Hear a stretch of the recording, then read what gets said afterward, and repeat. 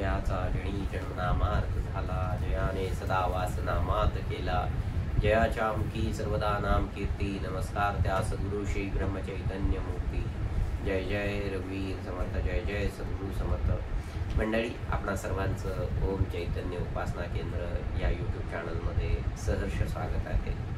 सद्गुरु श्री ब्रह्मचैतन्य गोंदावलेकर महाराज यांची प्रवचन सेवा दिनांक 4 मे। सत्संगतीत राहावे, नेहमी संतांची संगत धरावी। परमार्थाला संतांचे अधिष्ठान आवश्यक आहे।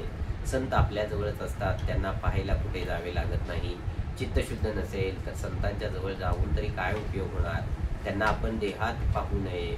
संत हे काही देहात नसतात, ते जे काही सांगतात त्या साधनात ते असतात। आपली विषय लालसा सोडल्याशिवाय त्यांची भेट होणे शक्य नाही। संताकडे एखादा चोर गेला तर त्याला त्याची खरी भेट होईल का? तो ज्या हेतूने जातो त्या हेतूने त्याला फार तर तिथे चोरी करता येईल, परंतु संतांपासून जे खरे मिळवायचे ते साधेल का? आपण जर चित्त शुद्ध करून गेलो तर आपल्याला त्यांची भेट होते, आणि भेट झाल्यावर जे त्रिभुवनातही मिळणार नाही ते देतात। एक जण एका संताकडे नेहमी दर्शनाला येत असत। तिथे इतर मंडळीही पुष्कळ असत, पण तो कुणाशीही बोलत नसे। कुणी काही विचारले तर उत्तर देत नसे, सदा मुद्रा खिन्न असे, कुणालाही त्याच्याशी बोलावे असे वाटत नसे। असे काही दिवस गेले। पुढे एके दिवशी ते सद्गुरू म्हणाले, माझा तो वेडा कुठे आहे? तो आज का आला नाही?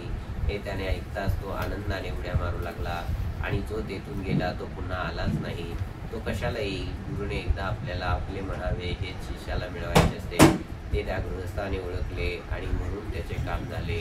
गुरु तुम्हाला तुम्ही माझे झाला असे म्हणत असताना सुद्धा तुम्ही ते ओळखत नाही, कारण तुम्ही विषय बरोबर घेऊन आलेले असता, आणि विषयाची प्राप्ती व्हावी असा हेतू असतो। या उलट गुरु तुम्हाला निवृत्ती देतात। निवृत्ती दिल्यावर विषयाची प्राप्ती व्हावी ही आठवणच जाते। जसे तहान लागल्यावर पाणी हवेसे वाटते, पण तेच पाणी पोटभर प्यायल्यावर नकोसे वाटते, म्हणजे त्याची निवृत्ती होते।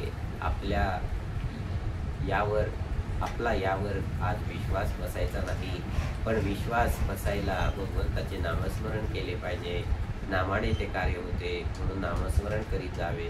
नामाने काळजी वाटणे नाहीसे होते, आणि मग तळमळही आपोआप जाते। मन आपल्याला विषयाचा आहेर करीत असताना आपण त्याला नामाचा आहेर करावा। आपण आपल्या अंतःकरणाला नामाची धग लावावी, त्याने अंतःकरण कळते की दोष वर येतील, ते काढून टाकले की अंतःकरण शुद्ध होईल। शुद्ध अंतःकरण ठेवून नाम घेतले तर भगवंताच्या कृपेचा अनुभव येईल। नामानेच अंतरंग